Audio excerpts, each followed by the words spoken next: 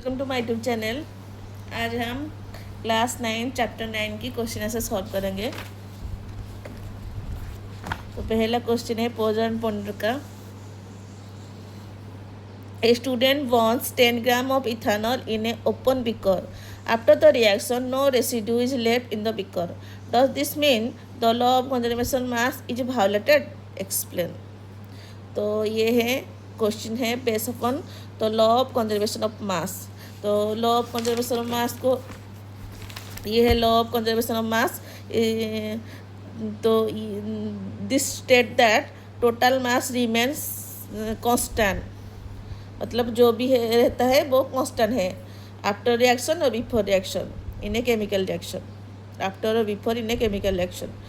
So matter can neither be created or nor be destroyed in a chemical reaction. It only transfers from one form to another form. ये only transfer होता है। Reactant में जितना हो जाएगा product में उतना हो जाएगा। Reactant is equal to product जो भी है,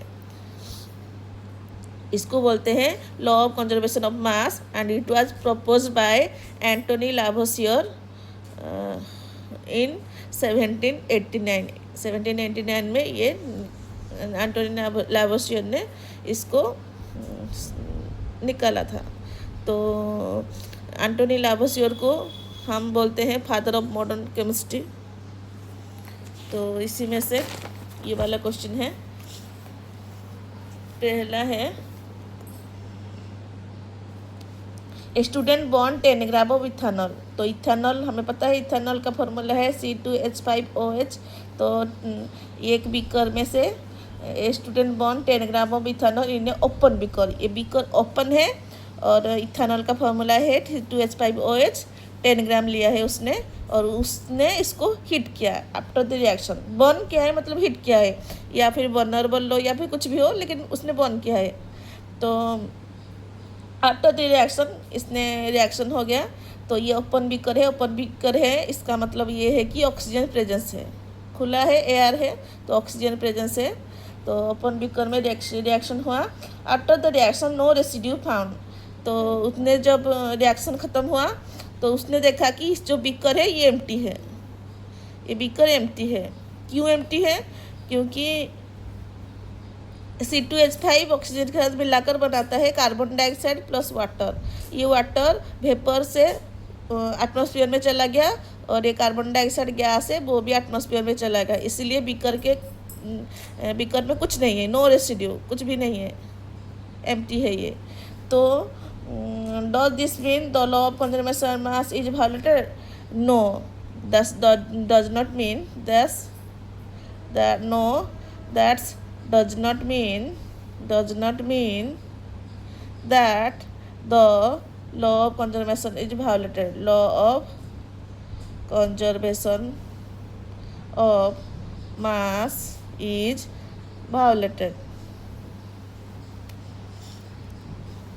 violated.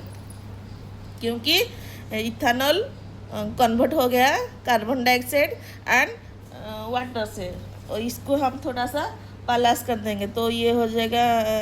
ये बैलेंसिंग क्लास 9 में नहीं है, फिर भी मैं बता देती हूँ थोड़ा।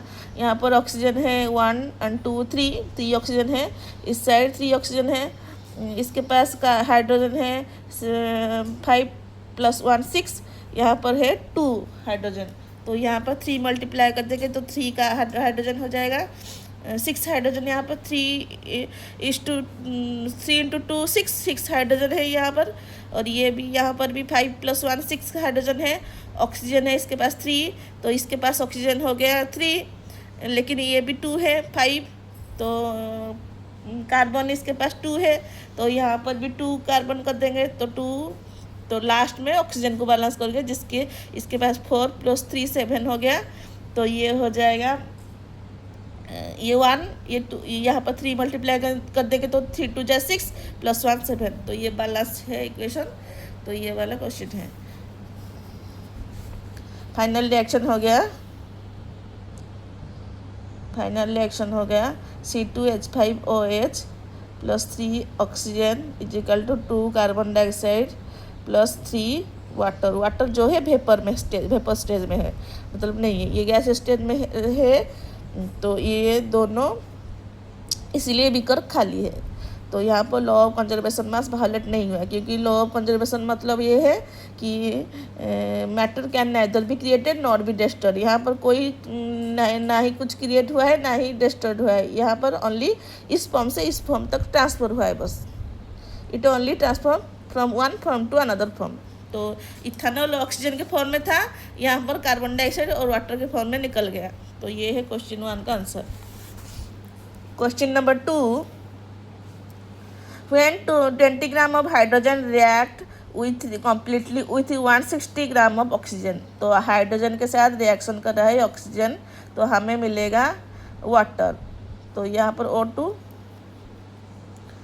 H2, ये 2 वाटर हो जाएगा। तो 20 ग्राम ऑफ हाइड्रोजन, हमारे पास हाइड्रोजन है 20 ग्राम और ऑक्सीजन है हमारे पास 120 ग्राम 160 ग्राम। तो हमें क्वेश्चन पूछा है उसने हाउ मच वाटर, तो हमें कितने वाटर मिलेंगे according to the law of conservation of mass. तो law total mass in reactant, जो रिएक्शन है लेफ्ट साइड को बोलते हैं रिएक्टेंट और राइट साइड को बोलते हैं प्रोडक्ट। रिएक्शन का, केमिकल रिएक्शन की रिएक्टेंट बोलते हैं, इसको प्रोडक्ट बोलते हैं। टोटल मास ऑफ रिएक्टेंट के पास है टोटल 20 ग्राम प्लस 160 ग्राम, तो इक्वल टू हो जाएगा 180 ग्राम। 160 प्लस 20 180, तो हमारे पास हमें प्रोडक्ट इतना ही मिलेगा, 180 ग्राम ही प्रोडक्ट मिलेगा, क्योंकि according to the law of conservation mass, यहाँ पर लिखना है according to the law of conservation of mass, according to the law of conservation of mass, matter can neither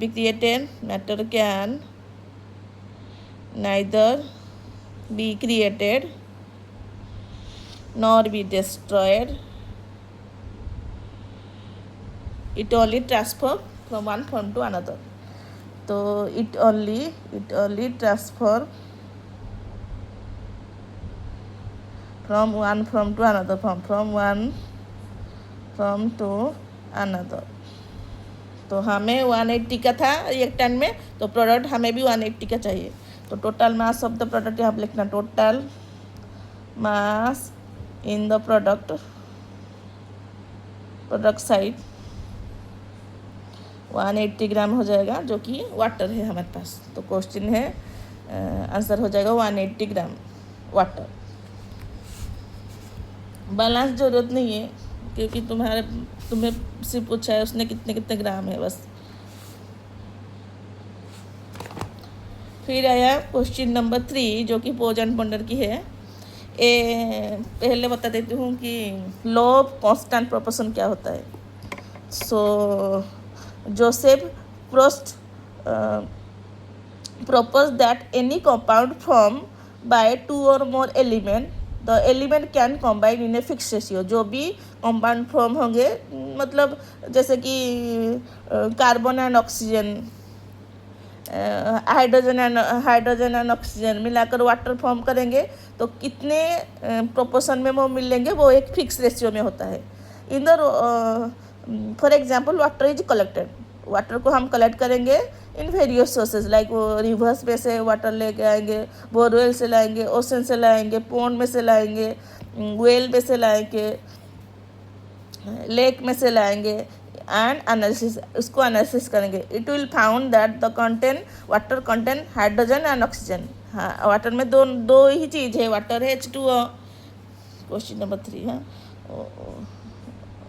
water है H2O मतलब यहाँ पर हाइड्रोजन है एंड ऑक्सीजन है। ये जो हाइड्रोजन एंड ऑक्सीजन है रेशियो है 1:8, क्योंकि हाइड्रोजन की जो मास है 1 है और ऑक्सीजन की हाइड्रोजन की जो एटॉमिक नंबर है 1 है, और ये जो ऑक्सीजन की एटॉमिक नंबर है 8 है।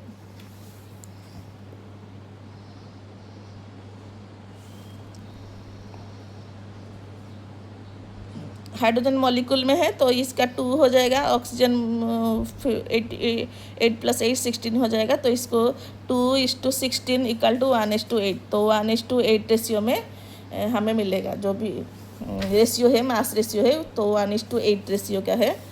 तो 9 gram of water form decompose, अगर 9 ग्राम वाटर को हम डिकम्पोज करेंगे तो हमें 1 ग्राम ऑफ हाइड्रोजन मिलेगा और 8 ग्राम ऑफ ऑक्सीजन मिलेगा बस।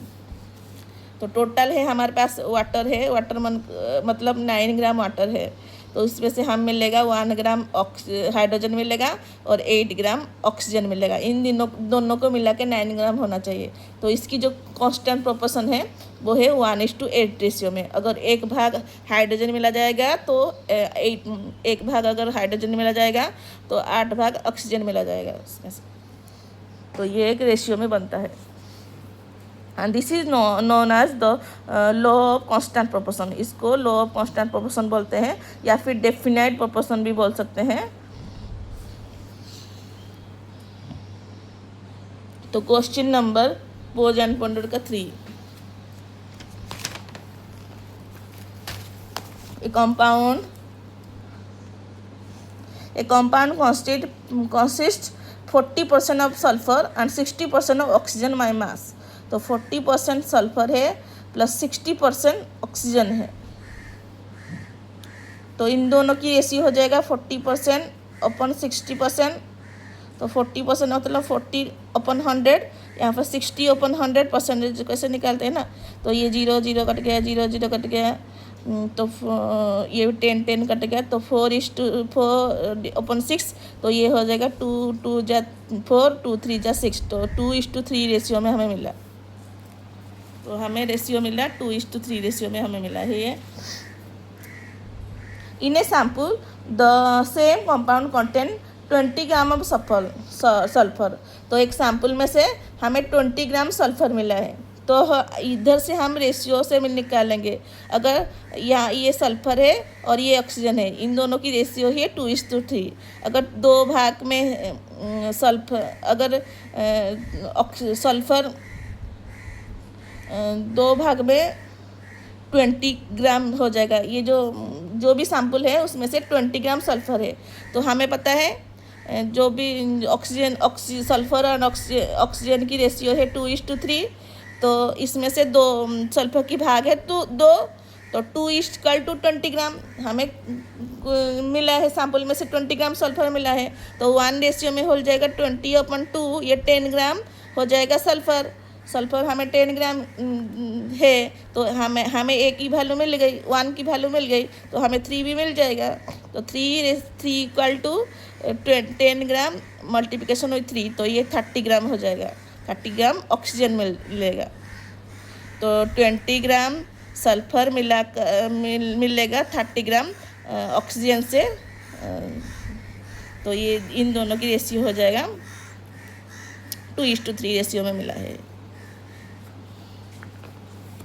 तो क्वेश्चन उसने पूछा है कि what is the mass of the oxygen. तो ऑक्सीजन की मास हो जाएगा 30 ग्राम। 30 ग्राम हो जाएगा उसका मास।